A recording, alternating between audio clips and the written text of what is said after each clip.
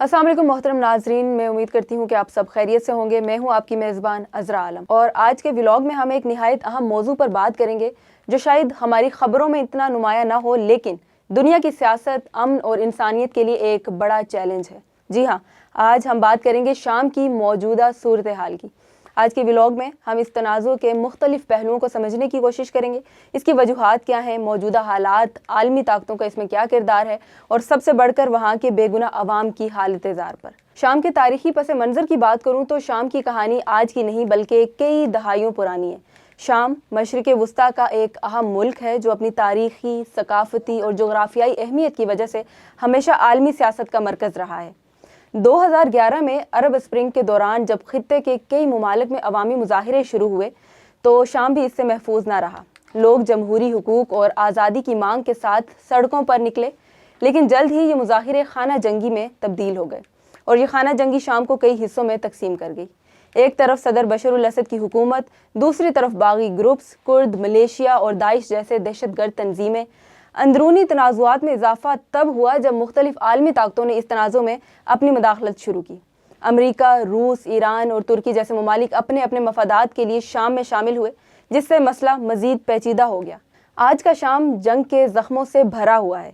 हालिया दिनों में शुमाली शाम में हालात मज़ीद ख़राब हुए हैं। तुर्की की अफवाज और कुर्द मलेशिया के दरमियान तनाज़ुआत ने इलाके में अमन की तमाम उम्मीदें ख़त्म कर दी हैं। तुर्की अपनी सरहदी सलामती के लिए शाम में कार्रवाइयाँ कर रहा है, लेकिन इसके नतीजे में आम शहरियों को शदीद नुकसान उठाना पड़ रहा है। अगरचे दाइश को काफ़ी हद तक कमज़ोर कर दिया गया है, लेकिन इसके कुछ बाकियात अब भी शाम में मौजूद हैं और वक्तन फ़वक्तन हमले करते रहते हैं, जिससे लोगों में खौफ व हरास बरकरार है। अब अगर मैं बात करूं कि इंसानी बहरान की, तो मुल्क की ज़्यादातर आबादी या तो बेघर हो चुकी है या मुहाजिरीन के तौर पर दूसरे ममालिक में पनाह लेने पर मजबूर है। लोग बुनियादी सहूलियात जैसे कि साफ़ पानी, खुराक और तिब्बी इमदाद से महरूम हैं। अब बात करते हैं कि आलमी ताकतों का इसमें क्या किरदार है। ये बात वाज़ेह है कि शाम का तनाज़ा सिर्फ एक अंदरूनी मसला नहीं रहा, बल्कि एक बैनुल अक़वामी मसला बन चुका है। रूस बशर अल असद की हुकूमत का सबसे बड़ा हिमायती है। रूस शाम में अपनी मौजूदगी बरकरार रखकर मशरिक़ वुस्ता में अपना असर और रसूख बढ़ाना चाहता है। अमरीका कुर्द मलेशिया की हिमायत करता है और दाइश के खिलाफ कार्रवाइयों में शामिल रहा है। ईरान शाम को अपने इत्तेहादी के तौर पर देखता है और वहाँ अपनी फ़ौजी और सियासी मौजूदगी बरकरार रखना चाहता है। तुर्की की बात करूँ तो तुर्की अपनी सरहदी सलामती को मद्देनज़र रखते हुए शाम में ऑपरेशंस कर रहा है, लेकिन इसके नतीजे में हालात मज़ीद ख़राब हो रहे हैं। अब शाम की अवाम की हालत की जानिब आते हैं। सबसे बड़ा नुकसान आम शहरियों को हुआ है। लाखों लोग हलाक हो चुके हैं, लाखों लोग मुहाजिरीन के तौर पर मुख्तलिफ ममालिक में जा चुके हैं और जो लोग शाम में मौजूद हैं वो नाकाबिले बर्दाश्त हालात में ज़िंदगी गुजार रहे हैं। बच्चों की तालीम रुक चुकी है, ख़वातीन और बुज़ुर्गों को शदीद मुश्किलात का सामना है और लोग नफ्सियाती मसाइल का शिकार हो रहे हैं।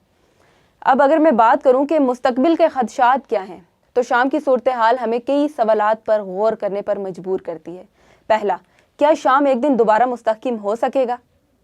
दूसरा, क्या आलमी बरादरी अपनी ज़िम्मेदारी निभाएगी?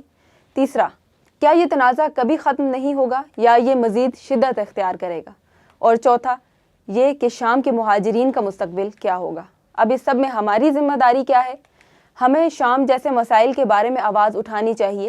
ये मसला सिर्फ मशरिक़ वुस्ता का नहीं बल्कि पूरी दुनिया का है।